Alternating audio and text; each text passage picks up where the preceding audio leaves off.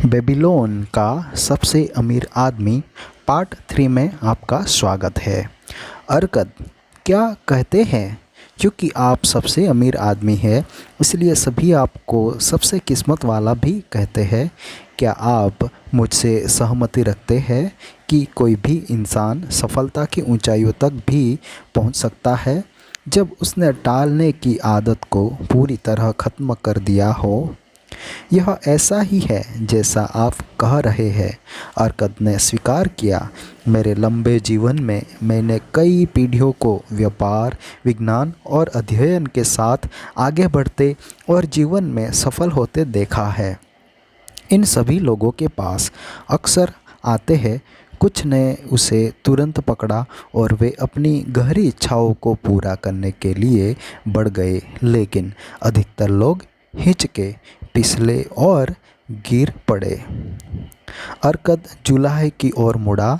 तुमने सलाह दी थी कि हम किस्मत पर चर्चा करें। जरा बताओ कि तुम इस विषय पर क्या सोचते हो।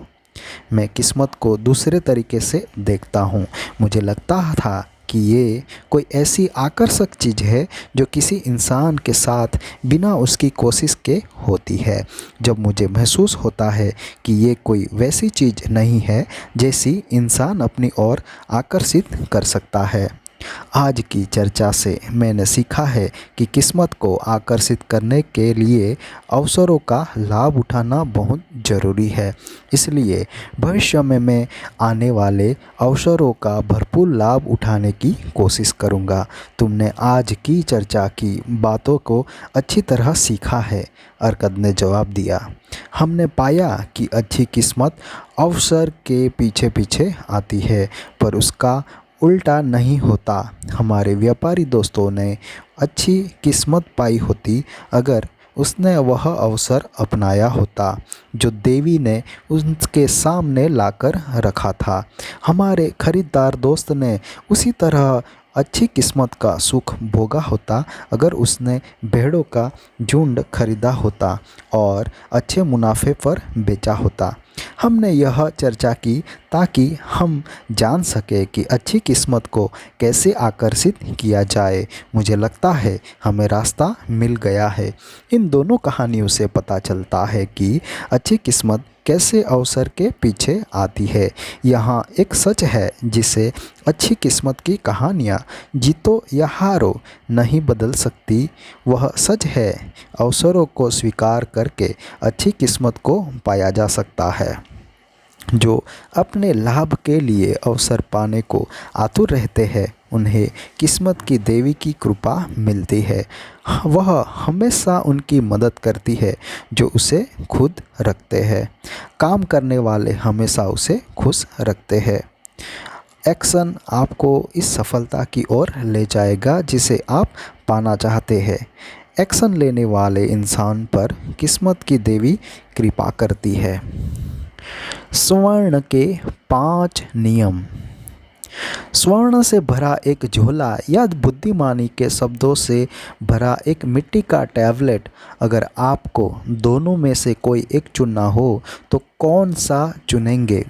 रेगिस्तान की झाड़ियों में से आती झिलमिलाती रोशनी से रोशन सूरज से हुए सांवले चेहरों ने दिलचस्पी से देखा। 27 लोगों ने कहा स्वर्ण स्वर्ण। बूढ़े कलबाब ने एक पहचानी मुस्कान दी। ध्यान से सुनो, उसने हाथ उठाते हुए कहा। रात में जंगली कुत्तों को सुनो, वे चीखते हैं, चिल्लाते हैं क्योंकि वे भूख से परेशान हैं। तुम उन्हें खिलाते हो और वे क्या करते हैं? झगड़ते हैं और चीखते हैं, फिर झगड़ते हैं और फिर चीखते हैं। बिना कल पर ध्यान दिए वो अवश्य आएगा। ऐसा ही मामला इंसानों के बेटों के साथ भी है। उन्हें स्वर्ण और बुद्धि में से चुनने दो। वह क्या करेंगे? बुद्धि को अनदेखा करेंगे और स्वर्ण को बर्बाद करेंगे। कल वे रोएंगे क्योंकि उनके पास स्वर्ण नहीं बचा। स्वर्ण उनके लिए आरक्षित है जो उसके नियम जानते हैं और उनका पालन करते हैं। कलबाब ने अपने सफ़ेद चोंगे को अपने पैरों पर डाला क्योंकि रात में ठंडी हवा बह रही थी। यूँ कि तुम लोगों ने लंबे समय तक मेरे सेवा की है, तुमने मेरे ऊँटों का ख्याल रखा है, तुमने रेगिस्तान की गर्म रेत पर बिना शिकायत किए मेहनत की है, तुमने उन लुटेरों को सामना किया है जो मेरा सामान लूटना चाहते थे। इसलिए मैं आज की रात तुम्हें स्वर्ण के 5 नियमों की कहानी सुनाऊंगा, एक ऐसी कहानी जो तुमने आज तक नहीं सुनी होगी। ध्यान से मेरे बोले गए शब्दों को सुनो। अगर तुम उनके अर्थ पर ध्यान दे सको तो आने वाले दिनों में तुम्हारे पास काफ़ी स्वर्ण होगा। वह थोड़ी देर रुका। नीले सामियाने ऊपर बेबीलोनिया के साफ आकाश में तारे चमक रहे थे। इस ग्रुप के पीछे रेगिस्तान की आंधियों से रक्षा के लिए कई तंबू गड़े हुए थे। तंबुओं के साथ चमड़ी से ढके कई सामान थे। पास में ऊँटों का झुंड रेत पर लेटा हुआ था। उनमें कुछ चारा चबा रहे थे और जोर से खराटे भर रहे थे। कलबाब, आपने हमें कई कहानियाँ सुनाई है, समूह का प्रमुख बोला। हम आपकी बुद्धिमानी का मार्गदर्शन चाहते हैं, जिसके हमें कल जरूर पड़ेगी जब आपके लिए हमारी सेवा समाप्त हो जाएगी। मैंने तुम लोगों को अजीब और दूर की ज़मीन पर अपनी यात्राओं के बारे में बताया है, लेकिन आज मैं तुम्हें बुद्धिमान और अमीर इंसान अरकत की बुद्धिमानी की कहानी बताऊंगा। हमने उसके बारे में काफ़ी सुना है, समूह के प्रमुख ने कहा। वह बेबीलोन का सबसे अमीर आदमी था। वह सबसे अमीर आदमी था क्योंकि वह स्वर्ण के नियमों को जानता था, उन सभी से बेहतर जो उसके पहले हुए थे। इस रात मैं तुम्हें इस बुद्धिमानी भरे काम के बारे में बताऊंगा जो उसके पुत्र नोमासिर ने कई साल पहले नैनीवह में बताई थी। जब मैं बालक था, मेरे मालिक और मैं नोमासिर के महल में रात में टहल रहे थे। मैंने अपने मालिक की कई सुंदर कालीन लाने में मदद की थी। उनमें से हर एक को नोमासिर ने पसंद किया था। अंत में वह बहुत खुश हुआ और उसने हमें अपने साथ बैठने का इशारा किया और एक ऐसी चीज़ पिलाई जिसकी सुगंध हमारी नाक को आनंद दे रही थी और पेट को गर्माहट। हमें ऐसे पेय की आदत नहीं हुई थी। तब उसने हमें अपने महान पिता अरकत की कहानी सुनाई जो मैं तुम्हें सुनाने जा रहा हूँ। जैसा आप जानते हैं, बेबीलोन में परंपरा थी कि अमीर पिताओं के बच्चे अपने पिता के साथ जायदाद की आशा में रहते थे। अरकत इस परंपरा को पसंद नहीं करता था, इसलिए नोमासिर इस इंसान की जायदाद में पहुंचा और उसने युवक को बुलाया और कहना शुरू किया, मेरे बेटे, यह मेरा इच्छा है कि तुम जायदाद के मालिक बनो, लेकिन पहले तुम्हें सिद्ध करना होगा कि तुम उसके लायक हो। इसलिए मैं चाहता हूँ कि तुम दुनिया में जाओ और यह दिखाओ कि तुम स्वर्ण कमा सकते हो और अपने आप को सम्मानीय बना सकते हो। शुरुआत करने के लिए मैंने तुम्हें 2 चीज़ें दूंगा जो मुझे नहीं मिली थी जब मैंने एक गरीब युवक के रूप में संपत्ति बनाने की शुरुआत की थी। पहली, मैं तुम्हें स्वर्ण का झोला देता हूँ। अगर तुम उसका बुद्धिमानी से इस्तेमाल करो, यह तुम्हारी सफलता का आधार होगा। दूसरी, मैं तुम्हें यह मिट्टी का टैबलेट देता हूँ जिस पर स्वर्ण के 5 नियम खुदे हुए हैं। अगर तुम उनका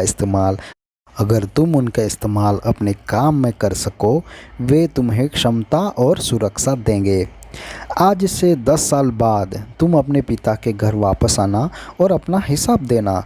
अगर तुम अपने आप को योग्य साबित कर सको तो मैं तुम्हें अपनी जायदाद का वारिस बना दूंगा, नहीं तो मैंने उसे पुजारियों को दे दूंगा ताकि वे उसे देवताओं को मेरे आत्मा के बदले दे सके।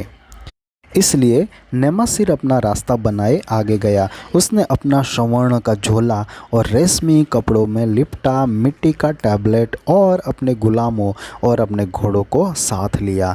10 साल गुजर गए और नोमासिर अपने वादे के अनुसार अपने पिता के घर लौटा, जिन्होंने उसके लिए एक भोज का आयोजन किया, जिसमें उसने कई दोस्तों और रिश्तेदारों को आमंत्रित किया। जब भोज समाप्त हुआ, माँ और पिता हॉल के एक तरफ सिंहासन जैसे आसनों पर विराजमान हुए और नेमासिर उनके सामने खड़ा होकर अपना हिसाब देने लगा, जैसे उसके पिता ने कहा था। यह शाम थी।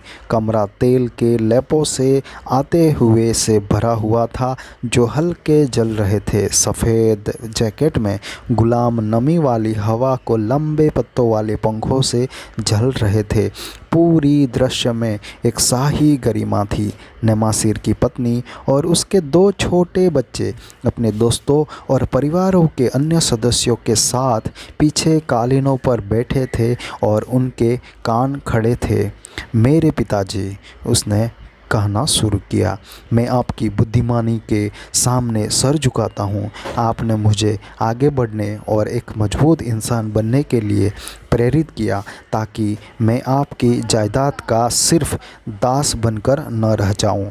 आपने मुझे अपना स्वर्ण दिल खोल कर दिया। आपने अपना ज्ञान मुझे दिल खोल कर दिया। स्वर्ण को तो मैंने बुरी तरह से बर्बाद कर दिया। यह मेरे अनुभवहीन हाथों से ऐसे गायब हुआ जैसे कि किसी युवक के हाथों से पहला अवसर पाते ही एक जंगली खरगोश गायब हो जाता है। पिता उदारता से मुस्कुराए। बोलते रहो मेरे बेटे, तुम्हारी कहानी की हर बात में मुझे दिलचस्पी लगती है। मैंने नैनीवह जाना तय किया, क्योंकि ये शहर बढ़ रहा था और मैंने सोचा मुझे यहाँ अवसर मिलेंगे। मैंने एक कारवां का साथ दिया और उसने अनेक लोगों से दोस्ती कर ली। उसमें से 2 ऐसे सभ्य लोग थे जिनके पास खूबसूरत सफ़ेद घोड़े का एक झुंड था। जैसे हम यात्रा करते गए, उन्होंने मुझे विश्वास में लेकर बताया कि नैनीवह में एक अमीर आदमी था, जिसके पास इतना चुस्त घोड़ा था कि वह कभी हारा नहीं था। उसके मालिक को विश्वास था कि दुनिया में कोई भी घोड़ा उससे तेज नहीं हो सकता, इसलिए वह कितनी भी बड़ी राशि दांव पर लगा सकता था, क्योंकि उसका घोड़ा बेबीलोनिया के हर घोड़े को हरा सकता है। जैसा मेरे दोस्तों ने कहा, इस घोड़े की तुलना में हर घोड़ा एक गधे से ज़्यादा कुछ भी नहीं है। उन्होंने एक आसान के रूप में मुझे इस दांव में भाग लेने का मौका दिया। मैं इस प्लान के चक्कर में आ गया। हमारा घोड़ा बुरी तरह से हार गया और मैं अपना ढेर सारा स्वर्ण खो बैठा। पिता हंस पड़े।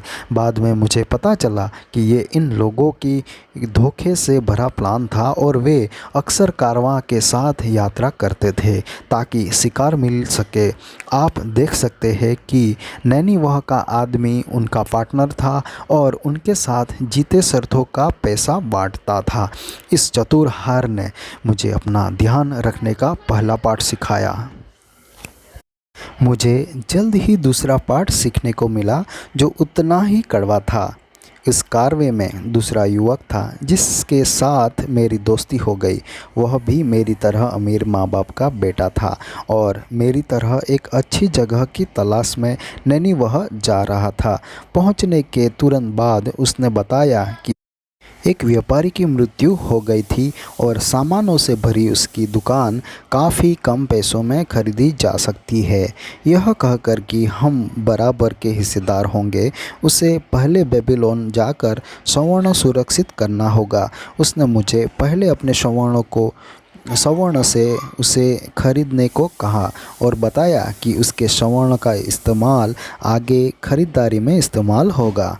उसने काफ़ी दिनों से बेबीलोन की यात्रा में देरी की और इस दौरान सिद्ध किया कि वह एक बेवकूफ़ खरीदार और खर्चीला इंसान है। मैंने उसे बाहर निकल दिया, लेकिन तब तक मेरा व्यापार इतना खराब हो गया था कि हमारे पास बेचने लायक सामान नहीं बचे थे और न ही स्वर्ण था जिससे मैं और सामान खरीद सकूं। मेरे पास जो बचा था उसके साथ है इज़राइल की यात्रा पर निकल गया। पिताजी, उसके बाद जल्द ही दुख भरे दिनों की शुरुआत हुई। मैंने रोज़गार खोजा पर मुझे नहीं मिला, क्योंकि मेरे पास कोई व्यापार या ट्रेनिंग नहीं थी जिससे मैं पैसा कमा सकूं। मैंने अपने घोड़े बेच दिए, मैंने अपना गुलाम बेच दिया, मैंने अपने कई चांगे बेच दिए ताकि मैं भोजन और सोने के लिए एक जगह पा सकूं। लेकिन हर दुख भरा दिन नज़दीक आता गया। लेकिन इन दुख भरे दिनों में मैंने आपका आत्मविश्वास याद किया। आपने मुझे एक आदमी बनने के लिए भेजा था और मैं उस लक्ष्य को पाने के लिए प्रतिबद्ध था। माँ अपना चेहरा छुपाकर रोने लगी। उस समय मैंने वह टैबलेट निकाला जो आपने मुझे दिया था और जिस पर स्वर्ण के 5 नियम खुदे थे। इस समय मैंने उन बुद्धिमानी भरे शब्दों को बड़े ध्यान से पढ़ा और यह महसूस किया कि अगर मैं उन नियमों का पालन करता तो मेरा स्वर्ण नहीं खोता।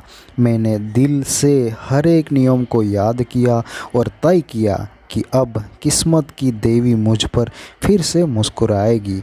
मैं उम्र के अनुभव से सलाह लूँगा, जवानी की अनुभवताहीन से नहीं। आज रात जो भी यह बैठे हैं उनके लाभ के लिए मैं अपने पिता के बुद्धिमानी भरे इन शब्दों को बताना चाहूँगा जो उस टैबलेट पर खुदे हैं, जो उन्होंने 10 साल पहले दिया था। स्वर्ण के 5 नियम। नंबर 1, स्वर्ण उसके पास खुशी से और बढ़ती मात्रा में आता है जो उसका कम से कम 10वां हिस्सा भविष्य में संपत्ति बनाने और अपने परिवार के लिए बचा कर रखता है। नंबर 2, स्वर्ण इस समझदार मालिक के लिए मेहनत से काम करता है जो उसके लिए उसका अच्छा रोजगार खोजता है, जो उसे मवेशियों के झुंड की तरह बढ़ता जाता है। नंबर 3, स्वर्ण इस समझदार मालिक के पास सुरक्षित रहता है जो उसे समझदार इंसानों की सलाह के अनुसार निवेश करता है। नंबर 4, स्वर्ण उसके हाथों से फिसल जाता है जो उसे ऐसे व्यापारियों और कामों में लगाते हैं जिनकी उसे जानकारी नहीं है या जिसकी अनुशंसा अनुभवी लोग नहीं करते हैं। नंबर 5, स्वर्ण उस इंसान से दूर भागता है जो उसे नामुमकिन कमाई के साधनों में लगाते हैं या धोखेबाजों की चमकदार सलाहों को मानते हैं या अपने अनुभव पर ज़्यादा विश्वास करते हैं या निवेश में रूमानी इच्छाएं रखते हैं। ये मेरे पिता द्वारा लिखे गए स्वर्ण के 5 नियम है।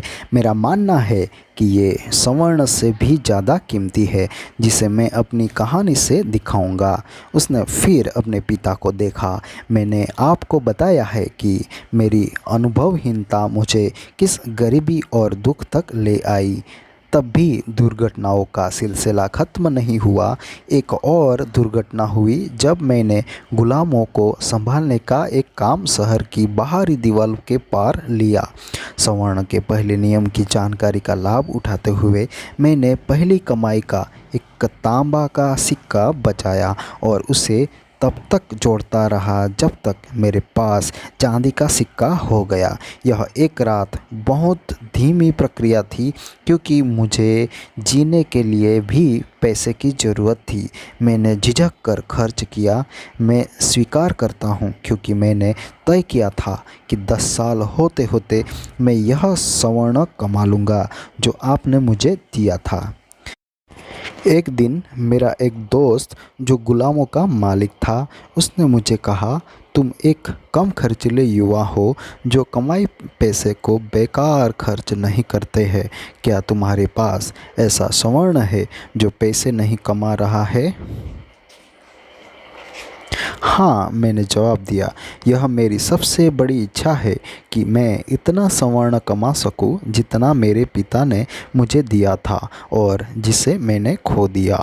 यह एक बहुत अच्छी महत्वाकांक्षा है। और क्या तुम्हें पता है कि जो स्वर्ण तुमने बचाया है वह तुम्हारे लिए और भी स्वर्ण कमा सकता है ओह! पर मेरा अनुभव खराब रहा है क्योंकि मेरे पिता का स्वर्ण मुझसे दूर भाग गया है और मुझे डर लगता है कि मुझसे फिर से वह गलती न हो जाए।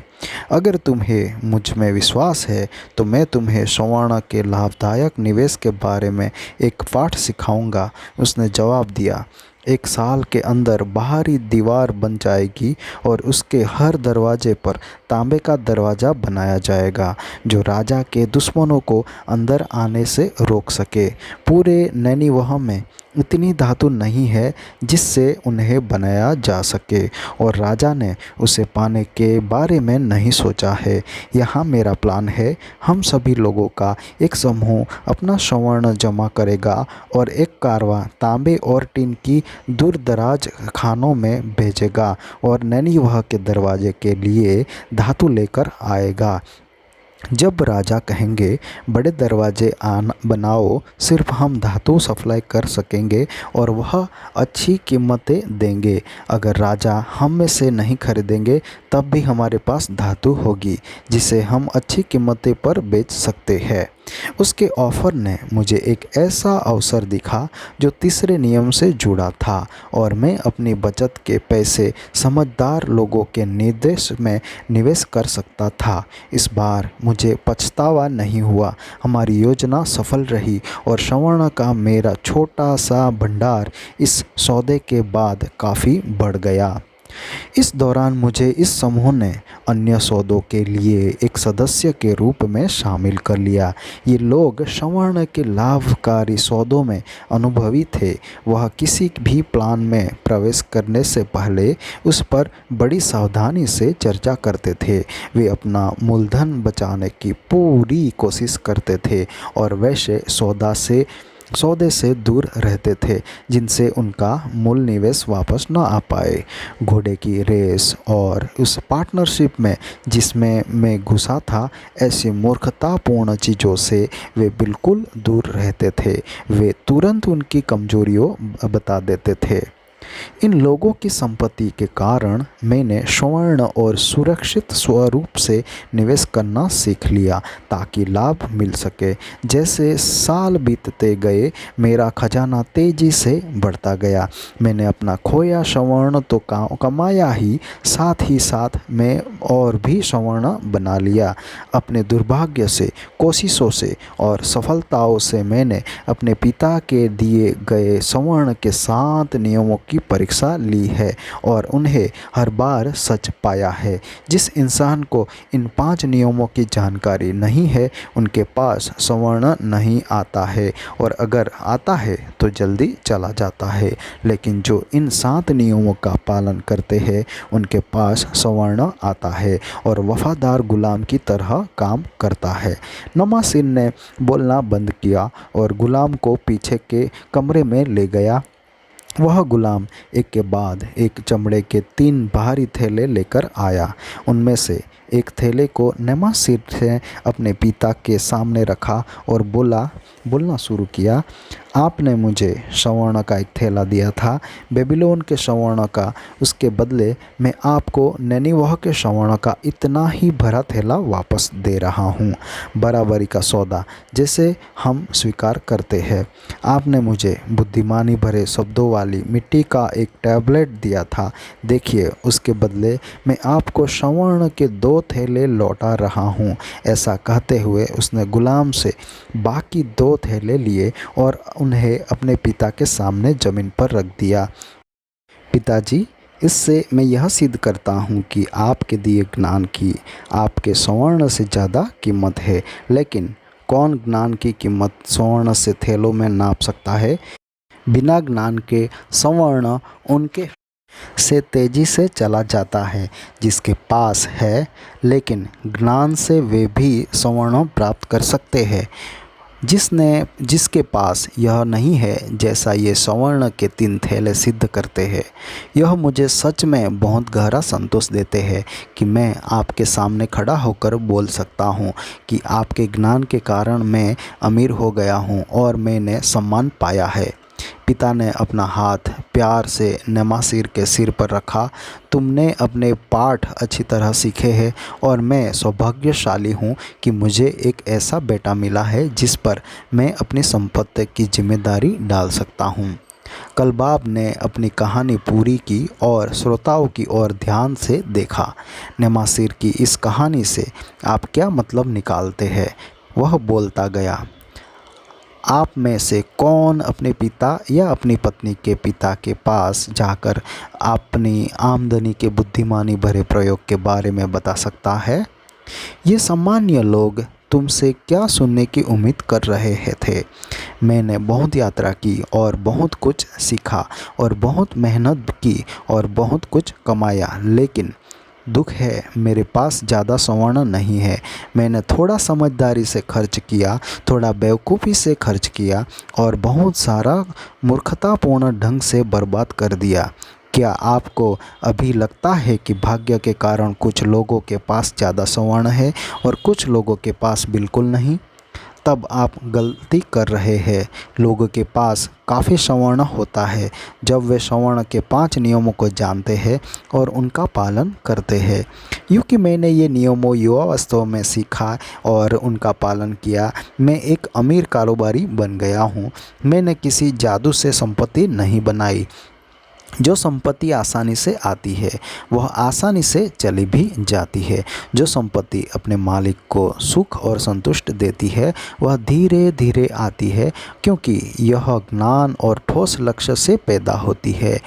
एक विचारशील इंसान पर धन कमाना थोड़ा भार डालता है। इस चाल को साल दर साल ढोने से इंसान अपना लक्ष्य पूरा कर लेता है।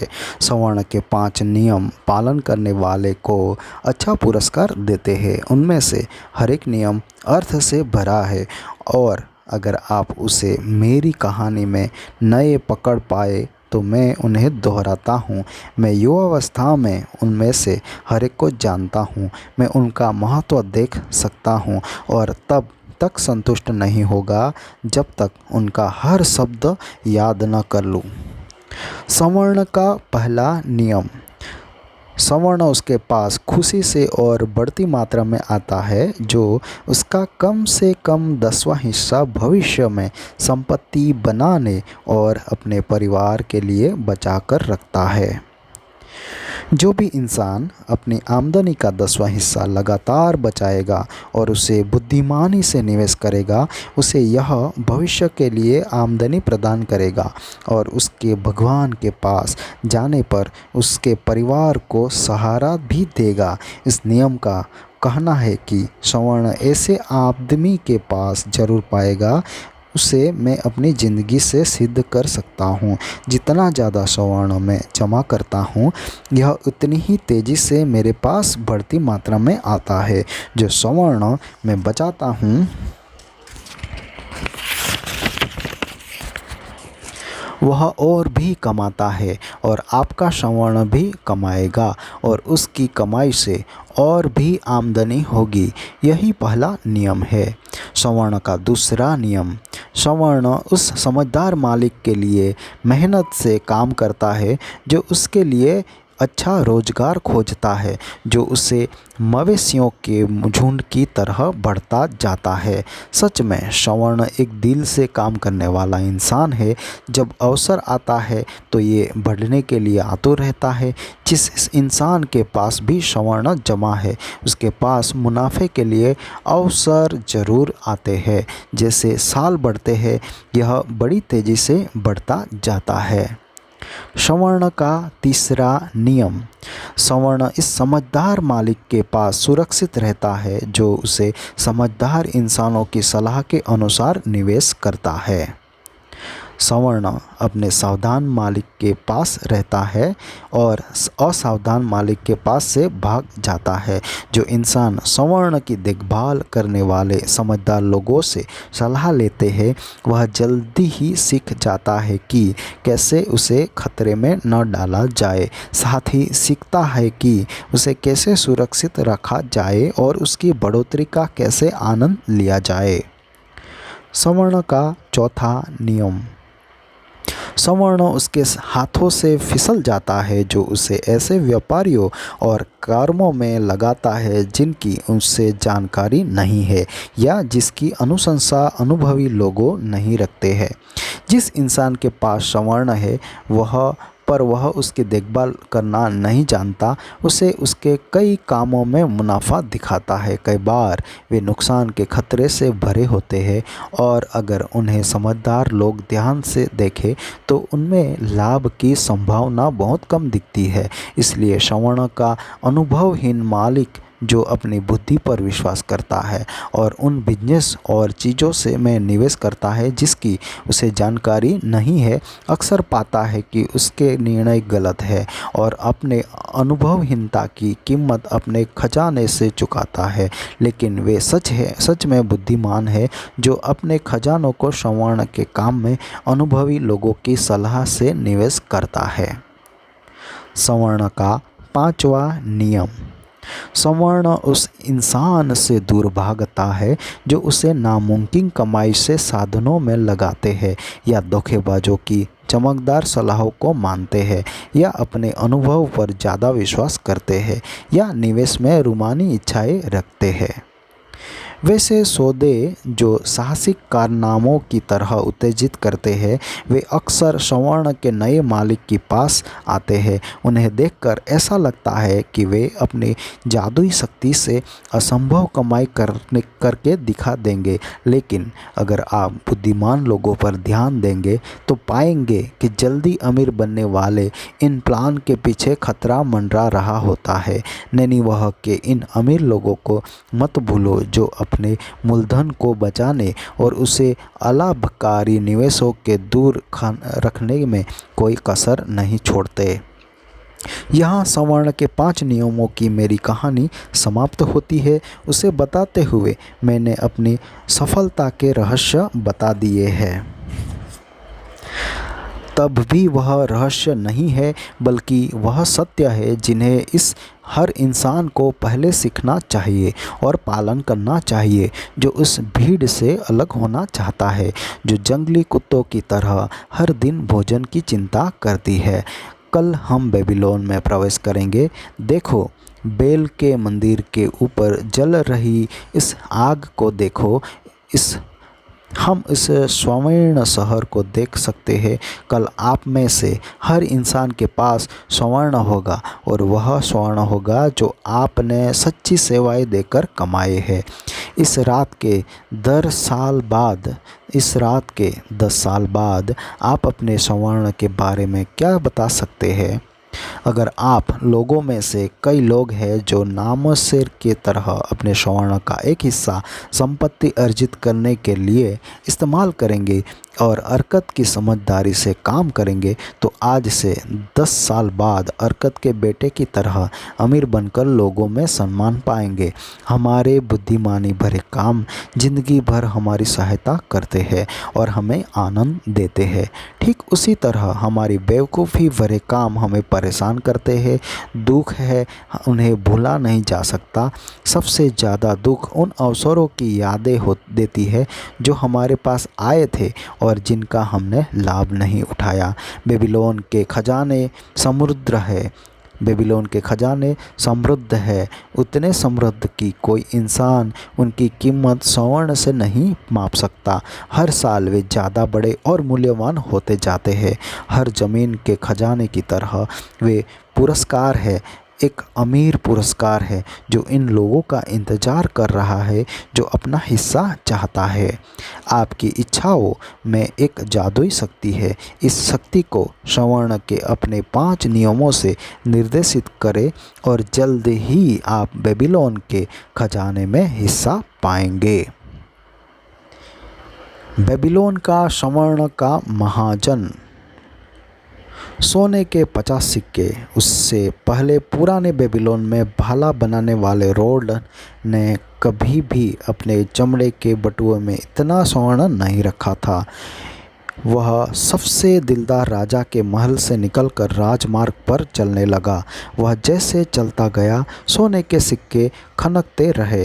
ये सबसे मधुर संगीत था जो उसने सुना था। सोने के 50 सिक्के, सारे सिक्के। वह अपने भाग्य पर विश्वास नहीं कर पा रहा था। उन खनकते सिक्कों में कितनी ताकत थी। वे कुछ भी खरीद सकते थे। एक बड़ा मकान, जमीन, मवेशी, घोड़े, रथ, जो भी वह चाहता था। उसे उनका कैसे इस्तेमाल करना चाहिए था।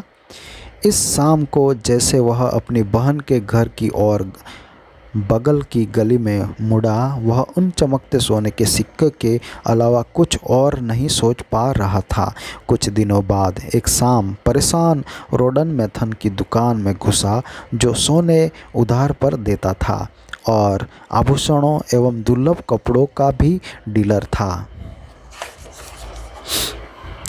आसपास सजी रंगीन चीज़ों को बिना दाएं बाएं देखे वह पीछे की आवासों में गुजरा। यहाँ उसे एक कालीन पर बैठा मैथन दिखा, जो एक काले गुलाम द्वारा दिया भोजन कर रहा था।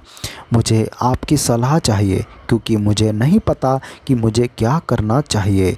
रोडन दोनों पैर फैलाए मजबूती से खड़ा रहा। उसका बालों भरा कलेजा उसके चमड़े के जैकेट से बाहर झांक रहा था। मैथन का पतला चेहरा दोस्ताना मुस्कुराहट के साथ चमक रहा था।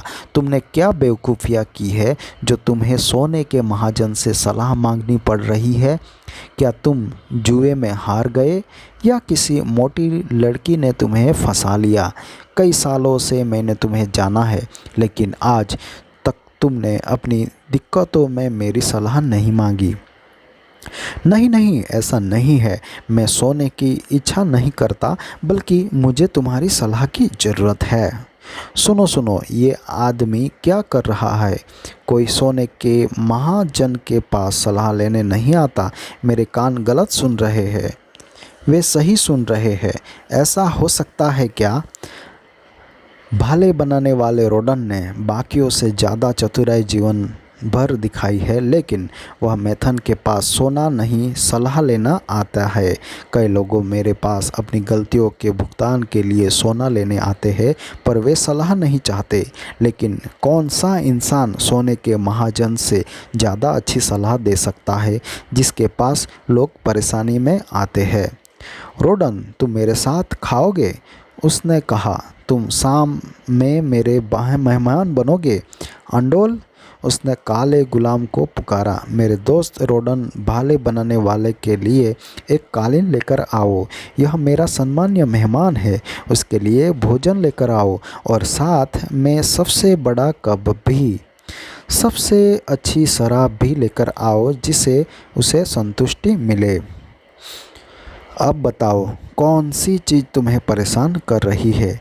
यह राजा का उपहार है। राजा का उपहार? राजा ने तुम्हें उपहार दिया और तुम्हें परेशानी हो रही है? कैसा उपहार? मैंने राजा के सिपाहियों के लिए भालों का नया डिज़ाइन दिया था, जो उन्हें बहुत पसंद आया। इसलिए उन्होंने मुझे सोने के 50 सिक्के दिए, और अब मैं असमंजस में हूँ। मैं तो आकाश में घूमने वाले सूरज से प्रार्थना करूँगा कि कोई मुझसे यह बांट ले। यह स्वाभाविक है। जितनों के पास सोना है, उसने ज़्यादा लोग उसे चाहते हैं और चाहेंगे कि उसके पास ये है, वह उसे बांट ले। लेकिन क्या तुम नहीं कह सकते हैं? क्या तुम्हारी इच्छा शक्ति तुम्हारे मुक्कों से ज़्यादा मजबूत नहीं है? कईयों को मैं ना कहता हूँ, लेकिन कई बार हाँ कहना ज़्यादा आसान होता है। क्या कोई उसने अपनी बहन से नहीं बांटना चाहेगा, जिसकी ओर वह समर्पित है?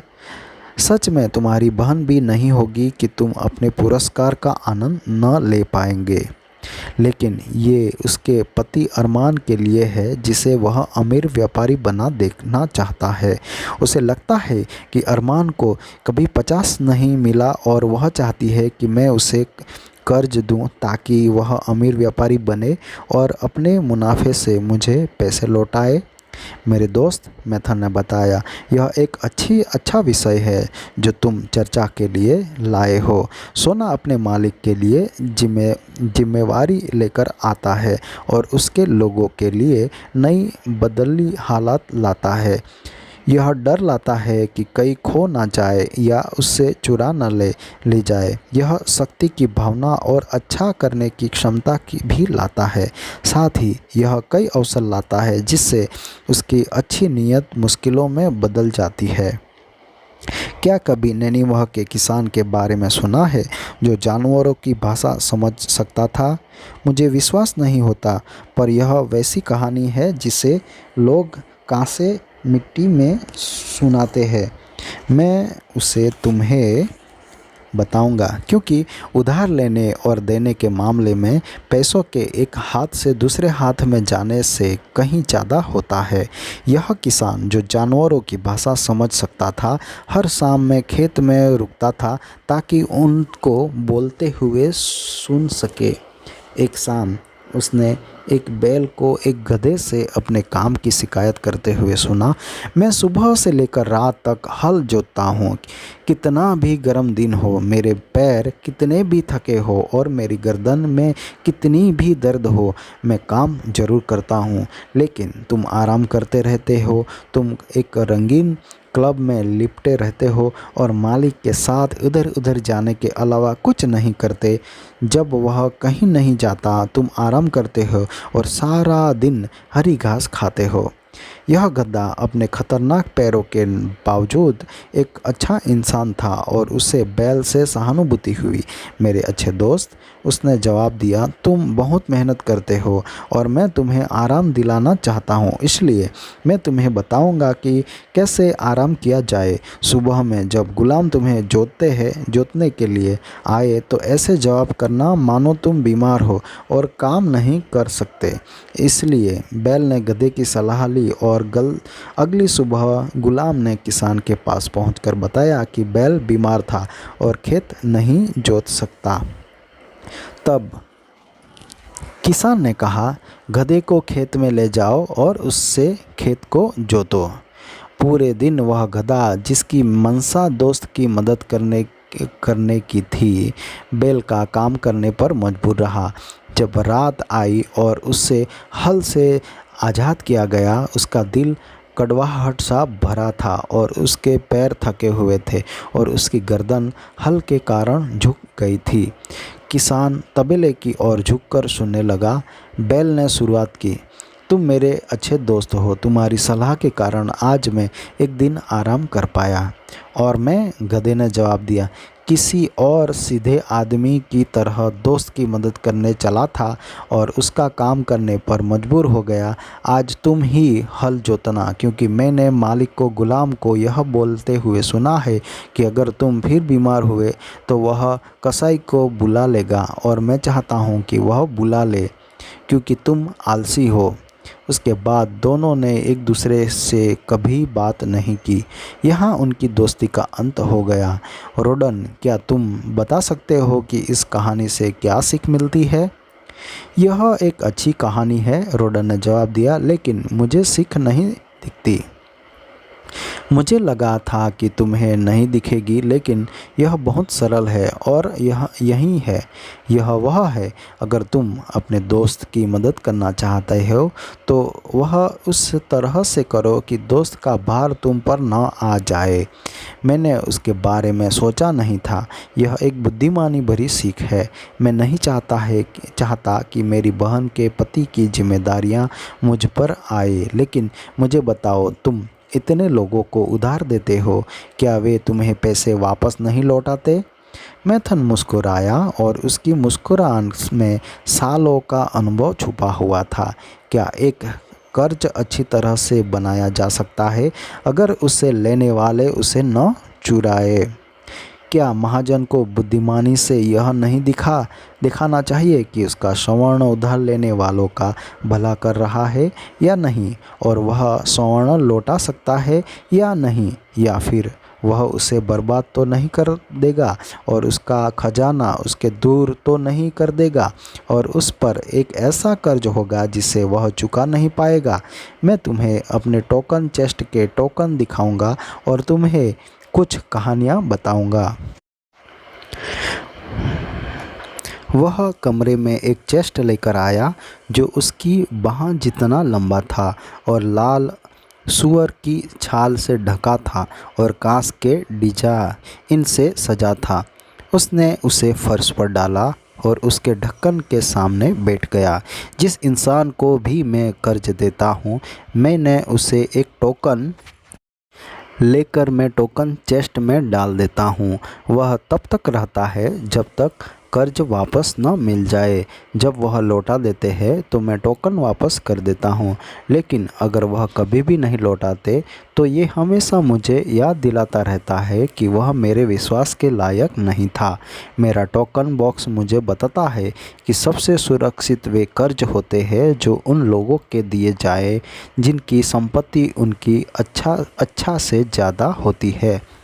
उनके पास ज़मीन, आभूषण, ऊँट और अन्य चीज़ें होते हैं जिन्हें बेचकर वे कर्ज चुका सकते हैं। कई बार मुझे टोकन के रूप में आभूषण मिलते हैं जो कर्ज से ज़्यादा कीमत के होते हैं।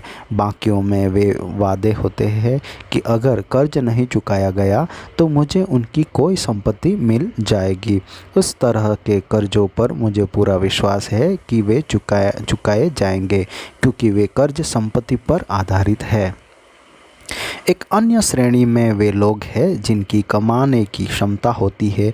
वे तुम्हारे जैसे लोग हैं जो मेहनत करते हैं और पैसे कमाते हैं। उनकी आमदनी है और वह ईमानदार है और उन्हें किसी दुर्भाग्य का सामना नहीं करना पड़ता और मैं जानता हूँ कि वे स्वर्ण और उसका किराया वापस लौटा सकते हैं। ऐसे कर्ज इंसानी कोशिश पर आधारित होते हैं। कुछ ऐसे हैं जिनके पास न तो संपत्ति है और न कमाने का क्षमता। जिंदगी कठिन होती है और हमेशा कुछ लोग ऐसे होंगे जो खुद को उससे हिसाब से अनुकूलन नहीं कर पाते। ऐसे लोगों को जब मैं कर्ज देता हूँ तो मेरा टोकन बॉक्स मुझे आने वाले सालों में सजा दे सकता है। अगर मैं उन सम्मानीय लोगों की गारंटी न लूँ तो कर्ज लेने वाले के अच्छे दोस्त हैं। मैथन ने ढक्कन खोला। रोडन ने आगे झुककर देखा। चेस्ट के सबसे ऊपर एक कांसे का नेक पीस था जो लाल कपड़े में था। मैथन ने उसे उठाकर प्यार से सहलाया। यह हमेशा मेरे चेस्ट में रहेगा क्योंकि उसका मालिक भगवान को प्यारा हो गया है। मैं उसे प्यार से रखता हूँ क्योंकि ये उसकी याद दिलाता है और वह मेरा अच्छा दोस्त था। हम सफलता से काम करते रहे। फिर वह पूर्व से एक बहुत सुंदर औरत शादी के लिए ले आया। उसने उसे खुश करने के लिए उस पर सोने की बौछार कर दी। वह मेरे पास परेशानी में आया जब उसका सोना जा चुका था। मैंने उससे बात की। मैंने कहा कि मैं उसकी मदद वापस उसकी संपत्ति पाने में करूंगा। उसने शपथ खाकर कहा कि वह ऐसा करेगा, पर ऐसा हुआ नहीं।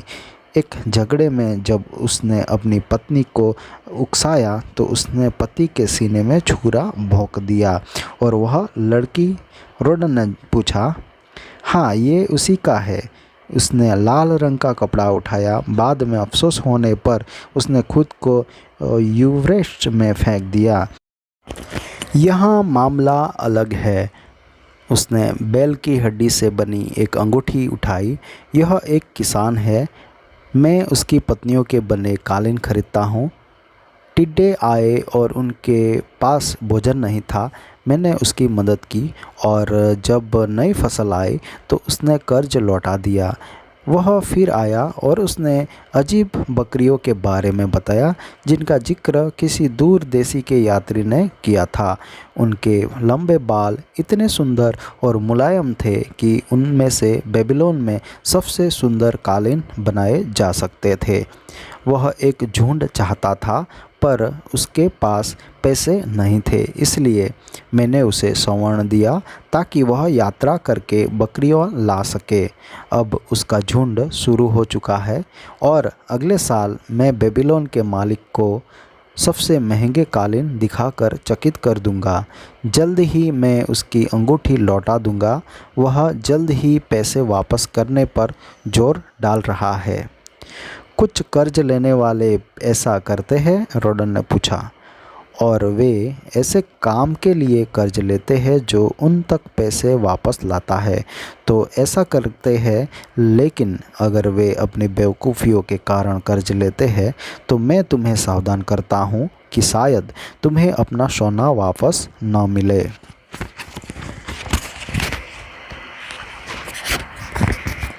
मुझे इस बारे में बताओ, रोडन ने निवेदन किया। साथ ही दुर्लभ डिज़ाइन वाला एक सोने का आभूषण उठाया। औरतें मेरे दोस्तों को काफ़ी पसंद है, मैथन ने मजाक किया।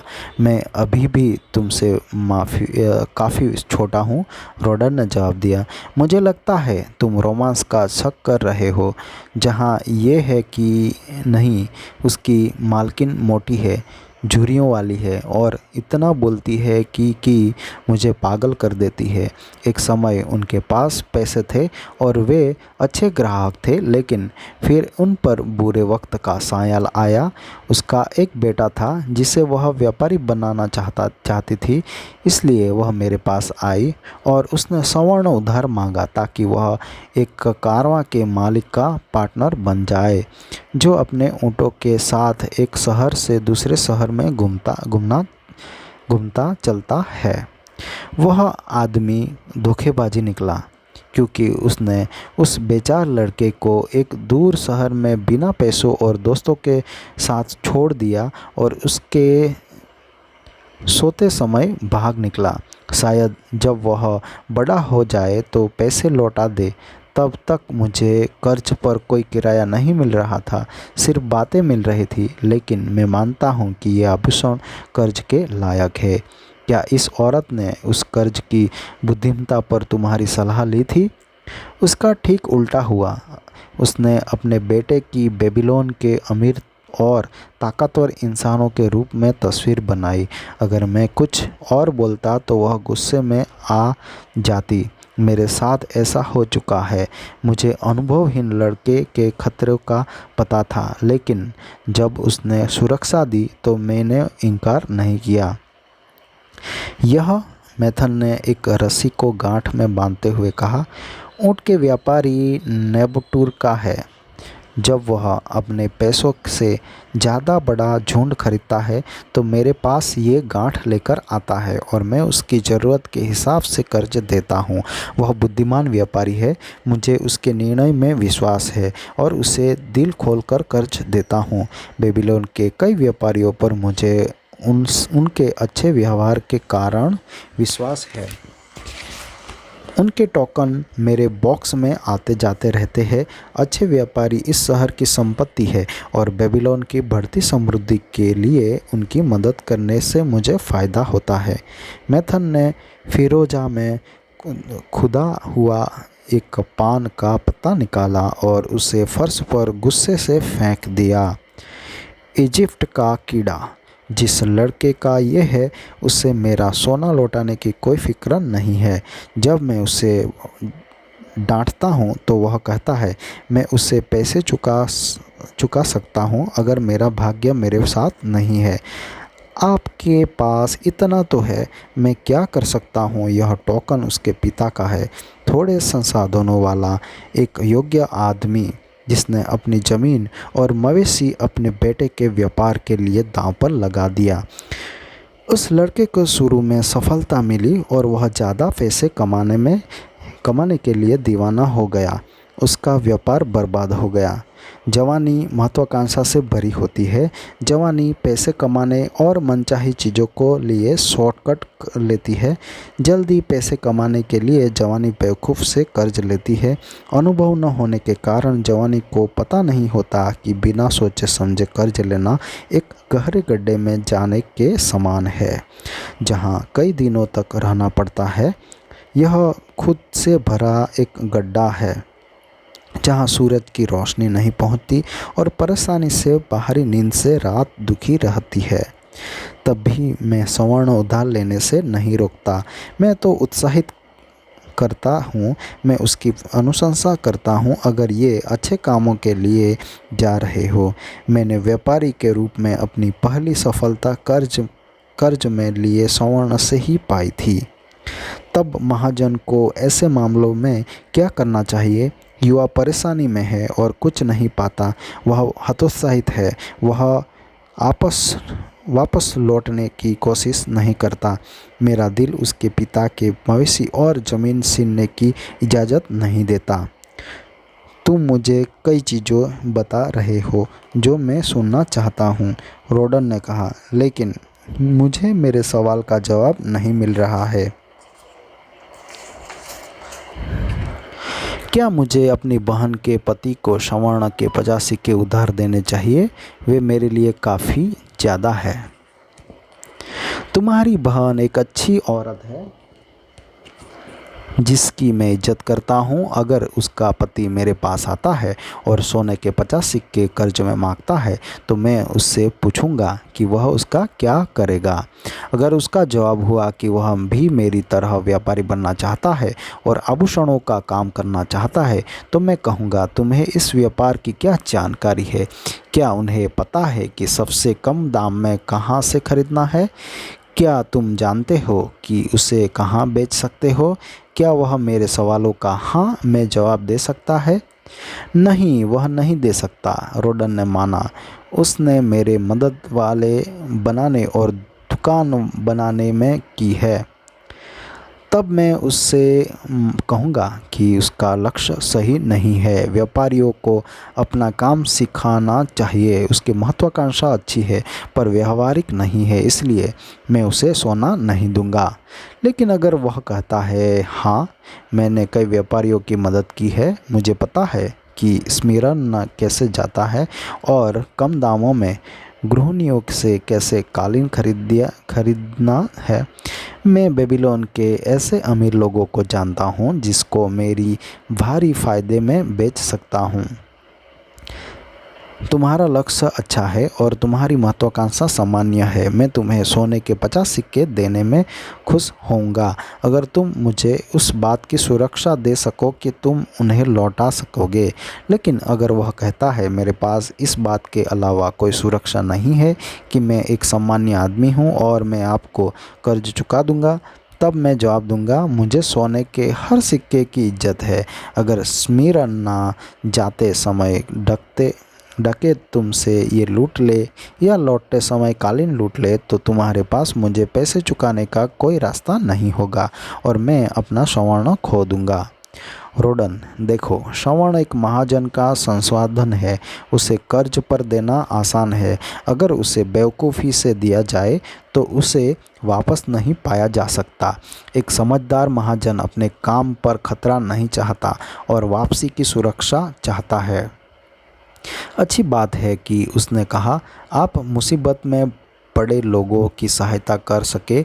यह अच्छी बात है कि आप उन्हें सहायता करें और दुर्भाग्य के शिकार हैं। अच्छी बात है कि शुरुआत करने वाले लोगों की सहायता करें ताकि वे उनके अच्छे नागरिक बने। लेकिन मदद सोच समझकर की जानी चाहिए, नहीं तो किसान के गधे की तरह तुम मदद करने के चक्कर में दूसरों की मुसीबत खुद पर ले लोगे। रोडन, मैं फिर से तुम्हारे सवाल से भटक गया, लेकिन मेरा जवाब सुनो। अपने सोने के 50 सिक्के रखो। तुमने अपनी मेहनत से जो कमाया है और तुम्हारी मेहनत ने जो तुम्हें दिया है उसका पुरस्कार तुम्हारा है और कोई भी इंसान तुम पर उसे देने का जवाब नहीं डाल सकता जब तक यह तुम्हारी खुद की इच्छा न हो। अगर तुम उसे कर्ज में देते हो ताकि ये और भी ज़्यादा सोना कमा सके तो उसे सावधानी से कई जगहों में लगाओ। मुझे खाली पड़ा सोना पसंद नहीं है, लेकिन मुझे उसे खतरे में डालना भी पसंद नहीं है। तुमने भाला बनाने के काम में कितने साल लगाए हैं? पूरे 3 साल। राजा के उपहार के अलावा तुमने कितनी बचत की है? 3 सोने के सिक्के। हर साल जब तुमने मेहनत की तो तुमने अपनी बचत में से सोने का एक सिक्का बचाने के लिए खुद को अच्छी चीज़ों से मरहूम रखा। यह ऐसा ही है जैसा आप कहते हैं। तो तुम 50 साल में खुद को अस्वीकार करके 50 सिक्के बचा लेते। जीवन भर की मेहनत से ऐसा हो जाता। क्या तुमने सोचा कि तुम्हारी बहन उस 50 साल की मेहनत को कांसे पिघलाने में बर्बाद कर सकती है जिस पर उसका पति व्यापारी बनने के लिए प्रयोग कर रहा है? नहीं, अगर मैं आपके शब्दों में कहूँ तो उसके पास जाओ और कहो, 3 सालों तक मैंने उपवास के दिनों को छोड़कर हर दिन मेहनत की है, सुबह से लेकर रात तक, और मैंने इन चीज़ों से दूरी बनाए रखी जिनकी मेरा दिल इच्छा रखता था।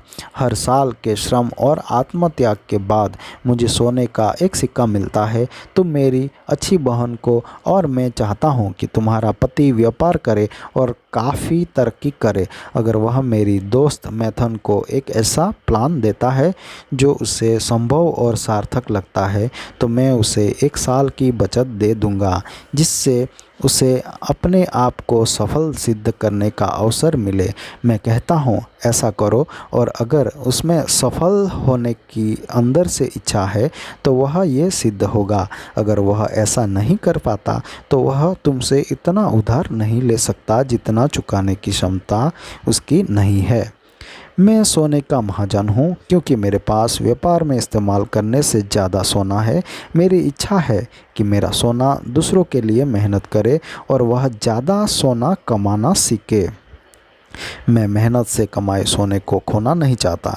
उसके लिए मैं इतनी मेहनत की है और जिसे सुरक्षित करने के लिए इतना श्रम किया है, इसलिए मैं उसे उधार में वहाँ नहीं दूंगा जहाँ मुझे विश्वास नहीं है कि ये सुरक्षित रहेगा और मेरे पास वापस लौटेगा। नहीं, मैं उसे वहाँ उधार दूंगा जहाँ मुझे विश्वास नहीं है कि ये मुझे वापस मिलेगा। रोडन, मैंने तुम्हारे अपने टोकन चेस्ट के कुछ रहस्य बताए हैं। उनसे तुम लोगों की कमजोरी समझ सकते हो और उनकी इस कर्ज को लेने की आतुरता को जान सकते हो जिसे वे चुका नहीं सकते। उससे तुम यह देख सकते हो कि कितनी बार उनमें ऊंची कमाई की बड़ी आशाएं होती है। अगर उनके पास सोना होता लेकिन उनकी झूठी आशाओं के पूरा करने के लिए उनके पास ट्रेनिंग या क्षमता नहीं होती। रोडन, तुम्हारे पास अब वह सोना है जिससे तुम्हें और भी ज़्यादा सोना कमाने के लिए लगाना चाहिए। तुम मेरी तरह सोने का महाजन होने वाले हो। अगर तुम अपने खजाने की सुरक्षा कर सकते हो तो यह तुम्हें अच्छी आमदनी देगा और आनंद और लाभ का अच्छा स्रोत बनेगा। लेकिन तुम अगर उसे फिसल जाने दोगे, यह अनंत दुख और पछतावे का कारण बनेगा जिसे तुम हमेशा याद रखोगे। तुम अपने बटुए के सोने से सबसे ज़्यादा कौन सी इच्छा रखते हो? उसे सुरक्षित रखना। सही बोला, मैथन ने उत्साह बढ़ाते हुए कहा। तुम्हारी पहली इच्छा सुरक्षा की है। क्या तुम्हें लगता है कि तुम्हारी बहन के पति के पास यह सुरक्षित रहेगा? मुझे नहीं लगता कि वह सोने की सुरक्षा कर पाएगा। तब किसी इंसान को अपने खजाने की सुरक्षा की जिम्मेदारी मूर्ख भावनाओं में आकर मत दो। अगर तुम अपने परिवार और दोस्तों की मदद करना चाहते हो तो ऐसा तरीका सोचो जिससे तुम्हारे खजाने का नुकसान न हो। मत भूलना कि सोना उनके हाथों में से फिसल जाता है जो उसकी सुरक्षा करना नहीं जानते। दूसरों के हाथों उसके बर्बाद होने से अच्छा है कि अपने खजाने को फिजूल खर्ची में बर्बाद कर दो। सुरक्षा के बाद तुम खजाने से क्या अपेक्षा रखते हो? ये और ज़्यादा सोना कमाए। फिर तुम बुद्धिमानी की बात कर रहे हो। उसे और भी कमाना चाहिए और बड़ा होना चाहिए। बुद्धिमानी से कर्ज में दिए गए सोना कमाई में तुम्हारे बूढ़े होने से पहले दोगुना हो सकता है। अगर तुम उसे खोने का खतरा उठाते हो तो तुम वह भी खोने का खतरा उठा रहे हो जो यह कमा सकता है। इसलिए इन व्यवहारिक लोगों के बचकाने प्लान के धोखे में मत आओ जो तुम्हारे सोने को बड़ी कमाई के लिए ज़बरदस्ती इस्तेमाल करना चाहते हैं। ये प्लान वह लोग करते हैं जो सपने तो देखते हैं पर व्यापार के सुरक्षित और विश्वसनीय नियमों को नहीं जानते। कमाने की इच्छा थोड़ी संभाल कर रखो ताकि तुम अपने खजानों को रख सको और उसका आनंद उठा सको। विशाल आदमी के वादे से उसे देना नुकसान को आमंत्रित करना है। उन लोगों के संसर्ग में रहो जिनकी सफलता तुमने देखी है ताकि तुम्हारा खजाना उनके कुशल इस्तेमाल के कारण अच्छा कमा सके और उनके ज्ञान और अनुभव से सुरक्षित रह सके। इस तरह तुम इन दुर्भाग्यों से दूर रह सकते हो जो उन लोगों के बच्चों को पकड़ते हैं जिन्हें देवता श्रवण के काबिल समझते हैं। जब रोडन उसे उसकी सलाहों के लिए धन्यवाद देने लगा तो उसने सुना नहीं बल्कि उसने कहा, राजा का उपहार तुम्हें बहुत बहुत सिखाएगा। अगर तुम सोने के 50 सिक्कों को बचाए रखना चाहते हो तो तुम्हें बहुत सावधान होना होगा। बहुत सारे इस्तेमाल तुम्हारा मन बहलाएंगे। तुम्हें कई सलाह दी जाएगी। बड़े मुनाफे कमाने के कई अवसर तुम्हें दिए जाएंगे।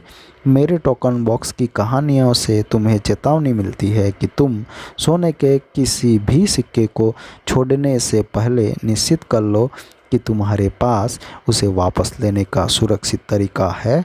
अगर मेरे सलाह तुम्हें सही लगे तो वापस आना, यह फिर से मिलेगी। तुम्हें वह संदेश पढ़ना चाहिए जो इस टोकन बॉक्स के ढक्कन के नीचे खुदा है। यह कर्ज देने वाले और लेने वाले दोनों पर लागू होता है। बड़े पछतावे से छोटी सावधानी ज़्यादा अच्छी। तो इस तरह से दोस्तों यहाँ पर पार्ट 3 समाप्त होता है और पार्ट 4 आने वाले कुछ ही दिन में आएगा। और ऐसे ही ढेर सारी अगर आप पुस्तकों की ऑडियो बुक अगर सुनना चाहते हो तो इसी चैनल पे वो मिल जाएगी। इसके लिए आप हमारी चैनल को सब्सक्राइब कर सकते हैं और ऐसे ही किताबें अगर आप ख़रीदना चाहते हैं तो हमें डिस्क्रिप्शन में जो लिंक दी है वहाँ पर जाकर आप खरीदी कर सकते हो। तो उसी के साथ दोस्तों आपका दिन अच्छा रहे, आपका दिन शुभ हो। जय हिंद, जय भारत।